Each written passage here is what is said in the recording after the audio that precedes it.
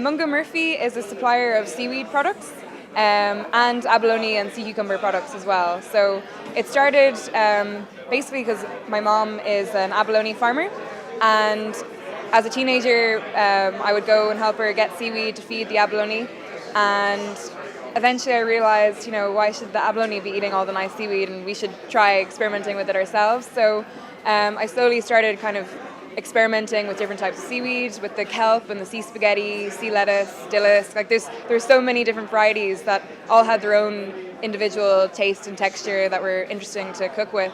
Mom started with the abalone farm about 10 years ago, spawning the abalone herself from scratch and then growing them to full size. So it's a long process. It takes 5 years to get to 10 centimeter adult size. So you started incorporating sea urchins into the aquaculture system as well, just to buy, to have something to sell while the abalone were reaching full size. And then the sea cucumbers came in as well. So what we have is a multi-trophic aquaculture system. So there's abalone in the tanks. They're fed seaweed, and then we have sea cucumber at the bottom of the tanks to eat whatever seaweed falls to the bottom. And then from the outflow of the abalone tanks, we have other tanks with samphire in them. So we're growing samphire as well, using the nutrient-rich water that's flowing out from the abalone tanks.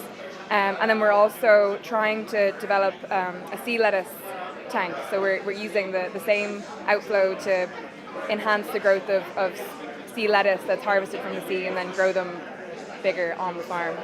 There is a wind turbine on the farm, so that helps to power the pump to pump seawater from the coast into the header tank. And then that wind turbine also powers the blower that kind of circulates the water around the farm, and it's a recirculation system that's on the aquaculture farm. So we're not pumping water all the time from the sea. It goes around a few times, and the fact that it's kind of being filtered by the seaweed and the samphire, then it means that it's cleaner water as well that's going through.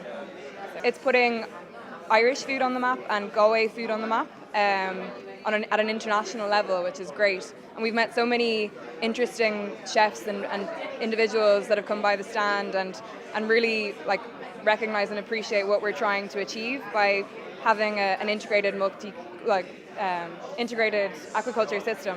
And that's really pleasing, because when you're working out on the farm in isolation, you don't meet all these people from around the world that appreciate what we're doing. So it is nice to meet people who appreciate the work that's being done.